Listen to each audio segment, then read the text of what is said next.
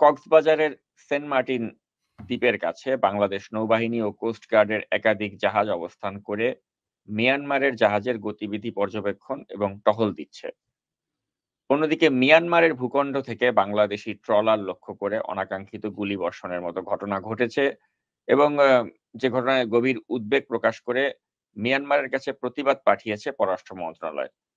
তবে এক্ষেত্রে যেটা হয়েছে আরকি যে আমাদের যে সেনাবাহিনী তাদের নিষ্ক্রিয়তাকে অনেকেই ভালোভাবে নেয়নি। এবং অনেকেই বলছিল যে এখানে কোস্ট গার্ড বা নৌবাহিনী না দিয়ে সেনাবাহিনী গেলে বিষয়টা আরো আগে গেলে জিনিসটার প্রতি আরো আগেই নিয়ন্ত্রণ আনা সম্ভব হতো। তো অনেকটা মনে হচ্ছে যেন যে সেন্ট মার্টিনের এই বিষয়টা মানে সরকারের একটা মানে ভারতের পরামর্শেই হয়তো এই নির্লিপ্ততা বা তারা যেভাবে অ্যাকশন এ যাওয়ার কথা ছিল সেভাবে অ্যাকশন এ যাচ্ছে না। এবং এই কারণেই কারো মনে একটা শঙ্কা ভয় করেছে যে হয়তো ভারতের নির্দেশেই সরকার চুপ থেকে ভারতের কাছেই হয়তো সেন্ট মার্টিন পরবর্তীতে হস্তান্তর করে দেওয়ার একটা চক্রান্ত হিসেবেই সেন্ট মার্টিনে যা ঘটছে এগুলো ঘটতে দিচ্ছে। তো এই যে অনেক ষড়যন্ত্র দেখতে পাচ্ছে, অনেকে ভাবছে যে সেন্ট মার্টিন আমাদের হাতছাড়া হয়ে যাবে। তো এই সেন্ট মার্টিনকে কেন্দ্র করে এই গত কয়েকটা সপ্তাহ, সপ্তাহখানেক ধরে যা ঘটলো বা ঘটছে, এটাকে আপনি কিভাবে ব্যাখ্যা করবেন? জি, গত ১লা জুন থেকে বাংলাদেশের সীমান্তবর্তী যে আমাদের সমুদ্রপথ কক্সবাজার টেকনাফের যেখানে বিশেষ করে আমাদের সেন্ট মার্টিন দ্বীপের আপনার যে অবস্থান সেখানে বার্মার মানে মায়ানমারের আপনার নৌবাহিনীর ২টা জাহাজ দেখা যাচ্ছে এবং ১লা জুন থেকে আমাদের যে ভূখণ্ড সাথে যে যোগাযোগের মাধ্যমে খাদ্যদ্রব্য, কারণ আপনি জানেন সেন্ট মার্টিনে তেমন কিছু উৎপন্ন হয় না। মানে আমাদের মূল ল্যান্ড থেকে যদি কোনো কিছু না যায় সেখানে আপনি খাদ্যদ্রব্যের আকাল পড়ে যায় এবং পড়ছে। তাহলে আমার প্রশ্ন হচ্ছে, আমি রাজনৈতিক বা সামরিক জিনিসটা পরে আলোচনা করি। প্রথম কথা হচ্ছে আমার দেশের মানুষের খাদ্যাভাব হবে কেন?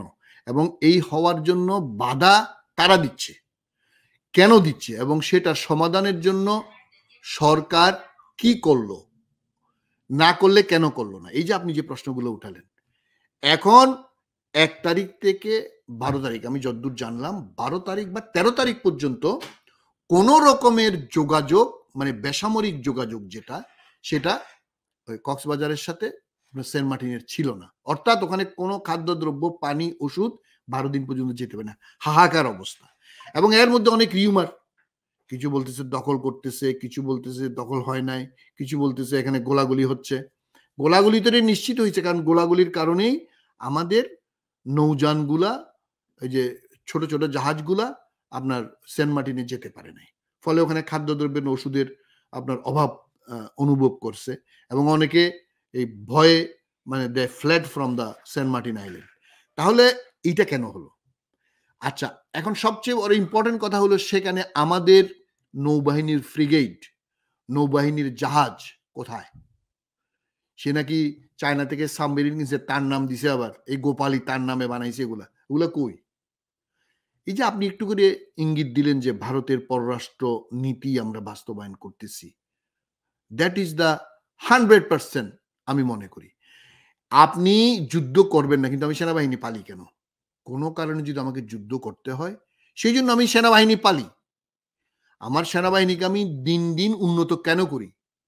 আমি উন্নত করি এইজন্য তাদেরকে ১০ বছর ২০ বছর পালবো ১ দিনের জন্য, ২ দিনের জন্য, হয়তো ১ মাসের জন্য। এখন আপনি ১২-১৩ দিন আমার উপকূলের সাথে আমার আইল্যান্ডের কোনো যোগাযোগ নেই। কেন? বিকজ অনেক গোলাগুলি হচ্ছে। আপনি গোলাগুলি করার তো দরকার নাই। আপনি যে টর্পেডো আনলেন, আপনি যে ফ্রিগেট আনলেন, একটার নাম দিছে বঙ্গবন্ধু, একটার নাম দিছে শেখ হাসিনা, আরো কি নাম শেখ রাসেল মাসেল দিছে কিনা জানি না। কথা হচ্ছে বাংলাদেশ নৌবাহিনীর সবচেয়ে বড় ঘাঁটি হচ্ছে বিএনএস ঈশা খান। বিএনএস ঈশা খানের ঘাঁটি, প্রধান ঘাঁটি চট্টগ্রামে। চট্টগ্রাম থেকে কক্সবাজারে আপনি ফ্রিগেটটা পাঠালেন কেন? সাউথ কোরিয়া থেকে যে ফ্রিগেট আনার অনেক দুর্নীতি, হাসিনা এনে চুরিও করছে, অনেক কোটি টাকা মারছেও। ঠিক আছে, মারছো তো মারছো। এখন মারার পরেও তুমি কেন এখানে আমাদের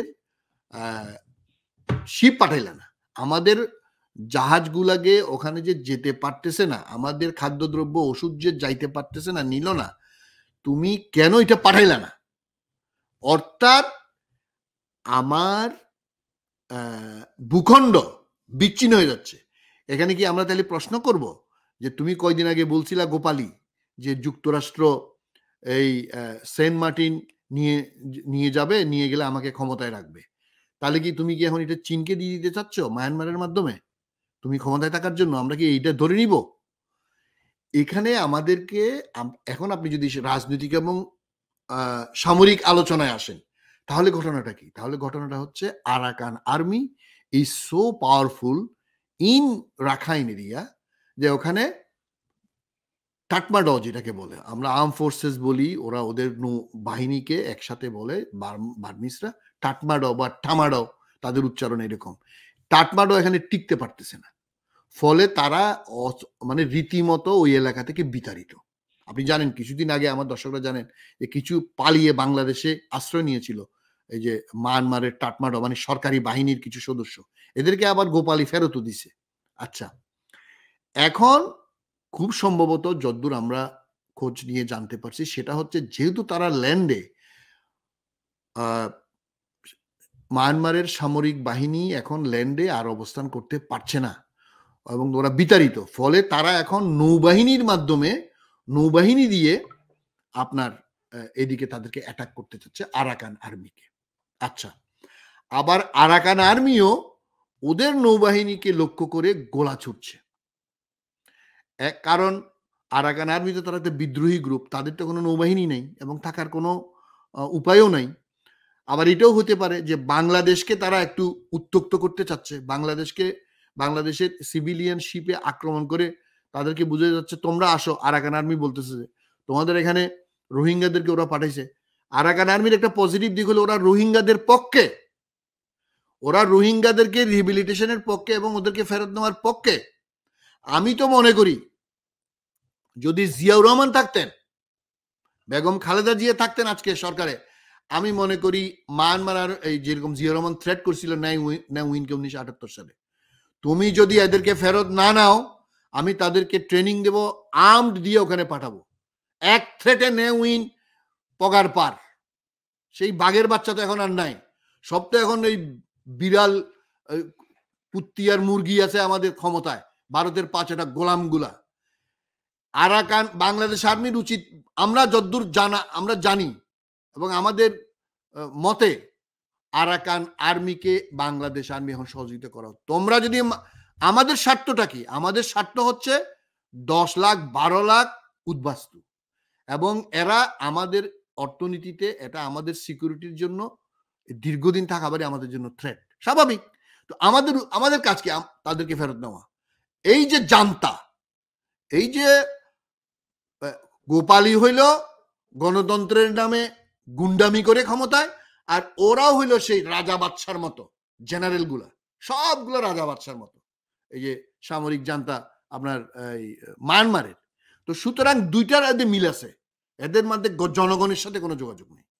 এদের এখানে 8-10টা গ্রুপ মায়ানমারে এখন মোটামুটি যদ্দূর জানা গেছে দেশের 60 to 70% জায়গা তারা এখন দখল করে আছে, অর্থাৎ ডিসপিউটেড এরিয়া হয়ে গেছে মায়ানমারে।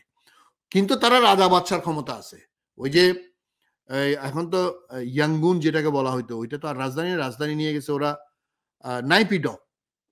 নাইপিডো নামে একটা, মানে রাজাদের বাদশাদের একটা জায়গা, এখন সিভিলিয়ান থাকতে পারে না। এই যে মায়ানমারের এখন রাজধানী নাইপিডো। তো ফলে ওখানে শুধু তারা থাকে, সামরিক বাহিনীর কিছু কূটনীতিক, কিছু বড় বড় ব্যবসায়ী, অলিগার্কিজম, ক্লিপ্টোক্রেসি যেরকম আমাদের, ওখানে ওরা সামরিক জান্তা এইভাবে না, মানে নেউইনের যে চিন্তা ভাবনা ছিল, socialism the way of Myanmar, মানে মায়ানমারের নিজস্ব একটা সোশ্যালিজম নামে সামরিক জান্তার যে ক্ষমতা। তো ফলে আমাদের এখানে যেরকম জনবিচ্ছিন্ন, মায়ানমারের সরকারও জনবিচ্ছিন্ন। এখন তারা, আমার ধারণা তারা দুই দিকেই বাংলাদেশকে উত্তক্ত করতে চাচ্ছে, অর্থাৎ মায়ানমারের সেনাবাহিনীও আমাদের সিভিলিয়ানদের গুলি করতে চাচ্ছে, যদিও সরাসরি দখল এখনো করতেছে না। আবার এদিকে আরাকান আর্মিও আমাদের এদেরকে বাংলাদেশকে বলতেছে তোমরা মানে কথাবার্তা বলতেছো না কেন, আমরা তো তোমাদের মায়ানমারের এই যে যেসব উদ্বাস্তু গেছে এগুলাকে মানে ফেরত আনার পক্ষে, তোমরা কেন আমাদেরকে সহযোগিতা করতেছো না। এটাই তো আমাদেরও প্রশ্ন, বাংলাদেশের মানুষের প্রশ্ন হচ্ছে আমরা আরাকান আর্মি যদি তাদেরকে রিহেবিলিটেট করতে চায়, আমরা আরাকান আর্মিকে সহযোগিতা করব। Very simple. আমার স্বার্থ যেখানে, আমি সেখানে আসি।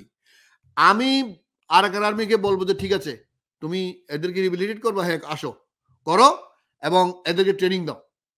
এদেরকে ট্রেনিং দাও, রোহিঙ্গাদেরকে ওদের বসত বাড়িতে ওদের নাগরিকত্ব ফেরত দিবা, ঠিক আছে, তোমরা কাজ শুরু করো। আমাদের জানা মতো আরাকান আর্মি সেটা বাংলাদেশ আর্মিকে বলতেছে, কিন্তু বাংলাদেশ আর্মি ওই যে ক্লিপ্টোক্রেসি চোরতন্ত্রের, ওই যে গুড্ডাতন্ত্র আর চোরতন্ত্র, সামরিকতন্ত্র আর এই যে বাকশালতন্ত্র তো এক। এই বাকশালতন্ত্র শুধু ওই আপনার টাটমাডোর সাথে যোগাযোগ করে, সামরিক বাহিনীর সাথে যোগাযোগ করে, আরাকান আর্মির সাথে যোগাযোগ করে। তো ফলে আপনার এই যে এখানে যে ঘটনাটা এখন ঘটতেছে সেটা হচ্ছে আমাদের এই টেকনাফ সীমান্ত প্লাস আপনার আমাদের সেন্ট মার্টিন আইল্যান্ড এখন অরক্ষিত হয়ে গেছে। এবং সবচেয়ে ইম্পর্টেন্ট হলো, আপনি যুদ্ধ করার আগে তো আপনার যুদ্ধ প্রস্তুতি লাগবে। আপনি যুদ্ধ প্রস্তুতি বাদ দেন, আমার কোস্টগার্ডের কোনো শিপ, আমার নেভাল ভেসেল, আমার কোনো ফ্রিগেট, আমার কোনো সাবমেরিন, আমার কোনো এয়ারফোর্সের বিমান টহল দিচ্ছে না কেন? 2017 সাল থেকে এই পর্যন্ত 21 বার আমার জানা মতে আপনার মায়ানমারের আপনার বিমান বাহিনী আমাদের সীমান্ত লঙ্ঘন করছে, এবং গোলা এসে আমাদের 2 জন লোক টেকনাফ সীমান্তে মারা গেছে। তো মারাইতে গেছে। আমার কি কোনো টিট ফর টেট করার, আমার মানে আমি সিরিয়াস মেসেজ দিতে পারবো না কি? ওবায়দুল কাদের এই কাউয়া বলতেছে যে আমরা কূটনীতিকভাবে যোগাযোগ, কিসের কূটনীতি বেটা? কূটনীতি তোর ফেল। তোর কূটনীতি তো করে সাউথ ব্লক দিল্লি থেকে। ভারতের পররাষ্ট্র নীতি আমরা বাস্তবায়ন করতেছি। আমাদের স্বার্থে আরাকান আর্মিকে যে ব্যবহার করা যে যাবে, সেটা ভারতের যে একটা পাইপলাইন ছিল মায়ানমারের মাধ্যমে, সেটা যেহেতু এখন আরাকান আর্মি বন্ধ করে দিছে, আরাকান আর্মির শত্রু কিন্তু ইন্ডিয়া। ওরা কিন্তু রোহিঙ্গাদের বন্ধু, রোহিঙ্গাদের বন্ধু মানে আমাদের বন্ধু। কিন্তু বাংলাদেশের জনগণের বাইরের যেহেতু সরকার, এই গোপালী সে ভারতের যেহেতু বন্ধু না আরাকান আর্মি, সুতরাং আরাকান আর্মির সাথে সে যোগাযোগ না করে এখন আমাদের সার্বভৌমত্ব হুমকির মুখে ফেলছে। এখানে দেখলাম কয়েকজন আওয়ামী আলোচক, একজন মেজর এমদাদ দেখলাম, এগুলো কিচ্ছু না, এগুলো আমাদের কিচ্ছু না। গর্দব সে নাকি আবার মায়ানমারও ছিল। আমি প্রফেসর শাহিদুজ্জামানের আলোচনা দেখলাম, আমি আরো কয়েকজনের আলোচনা দেখলাম। আমার কথা হচ্ছে আমরা তো যুদ্ধ করতে চাই না, করব না, কিন্তু গায়ের উপর আসলে, আমার লোক মারা গেলে আমি কি করব? আমার লোক খাদ্য পাচ্ছে না, ওষুধ পাচ্ছে না, গোলাগুলি করতেছে, আরাকান আর্মি করতেছে নাকি টাটমাডো করতেছে, এটাকে আমাদের জানতে হবে। এটা জেনে আমি ব্যবস্থা নিব। যে এটার জন্য দায়ী তাকে আমি কেন, আমার রাডার কাজ করে না, গুলি কে করতেছে আমি দেখতে পারি না? রাডারের মাধ্যমে জানতে, নিশ্চয়ই জানে। শুধুমাত্র এখানেও ভারত ফ্যাক্টর। আরাকান আর্মি ভারতের উত্তর পূর্বে যে পাইপলাইন, যে তেল লাইন করার জন্য ভারত যে প্ল্যান এটা নিয়ে একদিন আমরা ডিসকাস করছিলাম, যে প্ল্যান করছিল, সেই প্ল্যানটা বন্ধ করে দিছে আরাকান আর্মি। সে আরাকান আর্মি সেটা বন্ধ করে দেওয়ার জন্য আরাকান আর্মির উপর ভারত খেপা, স্বামী হাসিনার স্বামী মোদি খেপা। এই স্বামীকে খুশি করার জন্য এখন আরাকান আর্মির সাথে বাংলাদেশ আর্মি, বাংলাদেশ নেভি যোগাযোগ করে না। ফলে ওই ভারতের নীতি বাস্তবায়নের জন্য আমাদের সেন্ট মার্টিনকে এখন আপনার ভীতির মধ্যে ফেলে দেওয়া হয়েছে। ওই মানুষগুলো এখন ওখান থেকে থাকতে পারতেছে না। অনেকে, আমার জানা মতে 50% ওখানকার local inhabitant already they fled from Saint Martin. তাহলে কেন এগুলো কেন হবে? এইসব এই আলোচনা, এইসব ভারতের ইজম বাস্তবায়ন করার জন্য আমাদের সেনাবাহিনী তো আমরা পালি না, আমাদের নৌবাহিনী তো আমরা পালি না, আমাদের কোস্টগার্ডকে তো আমরা সেই জন্য পালি না। আমরা পালি আমাদের স্বার্থ রক্ষা করার জন্য। বাংলাদেশের 180 কোটি মানুষ এবং 54,000 বর্গ মাইলের এই যে আমাদের সার্বভৌমত্ব, সেইটা বাস্তবায়ন করার জন্য আমরা পালি। আর একটা কথা বারবার বলে যে মূর্খের যে পররাষ্ট্রনীতি, মূর্খ কি সবার সাথে বন্ধুত্ব, কারোর সাথে ফালতু কথা বলার আর জায়গা পায় না। এটা কোনো ফালতু পররাষ্ট্রনীতি, শেখ মুজিবের মূর্খ রাজনীতি। এইসব মূর্খতা বাদ দে। কিসের সব আমার বন্ধু? আমার আজকে যে বন্ধু কালকে সে আমার শত্রু হইতে পারে, কালকে যে আমার শত্রু আজকে সে আমার বন্ধু হইতে পারে। সুতরাং এইসব বাদ দিয়ে মায়ানমারের সীমান্তে আমাদের ফ্রিগেট চাই। কক্সবাজারে এখন একটা ক্যান্টনমেন্ট আছে আমরা জানি, তাদেরকে রাষ্ট্রপতি জিয়ার মতো সিরিয়াস মেসেজ দিতে হবে। আমাদের সাউথ কোরিয়ান যে ফ্রিগেট বিয়ানি সিসা খান থেকে সেটা পাঠান, সেটা পাঠিয়ে তাদেরকে লাস্ট ওয়ার্নিং দিতে হবে, this is the last warning, any further escalation, any further firing towards hour civilians or any armed forces, we will retaliate, we must retaliate। এবং আরাকান আর্মির সাথে যোগাযোগ করে আমরা রোহিঙ্গাদের যে ভবিষ্যৎ ব্যবস্থা এবং বিশেষ করে আমাদের আন্তর্জাতিক বন্ধু যুক্তরাষ্ট্র, জাতিসংঘ, ইউরোপিয়ান ইউনিয়ন, যারা আমাদের রোহিঙ্গাদেরকে খাওয়া পড়া থেকে শুরু করে আন্তর্জাতিকভাবে সহযোগিতা করতেছে, তাদের সাথে আলোচনা করে চীন ভারত এখানে 100% আমাদের বাইরে, বিশেষ করে মায়ানমার সংক্রান্ত ব্যাপারে, রোহিঙ্গাদের ব্যাপারে। সুতরাং আমাদের দেশের যেটা ভালো আমাদের সেটাই করতে হবে এবং মায়ানমারকে এবং আরাকান আর্মিকে মেসেজ দিতে হবে, তোমরা যারা রোহিঙ্গাদেরকে নিবা আমরা তোমাদের সাথে আছি। আর আমাদের সেন্ট মার্টিনের মানুষদেরকে অতি অবশ্যই তাদের জীবন মাল রক্ষার জন্য 24 ঘন্টার মধ্যে ওখানে ফ্রিগেট পাঠাইতে হবে। আমাদের নৌবাহিনী ওখানে যে থাকবে এবং বিমান বাহিনী প্রস্তুত থাকবে কক্সবাজার এয়ারপোর্টে, চট্টগ্রাম এয়ারপোর্টে, এবং সেনাবাহিনী সর্বোচ্চ সতর্কাবস্থা থাকবে যাতে 6 ঘন্টার মধ্যে কাউন্টার রিটালিয়েট করতে পারে। ধন্যবাদ। অসংখ্য ধন্যবাদ।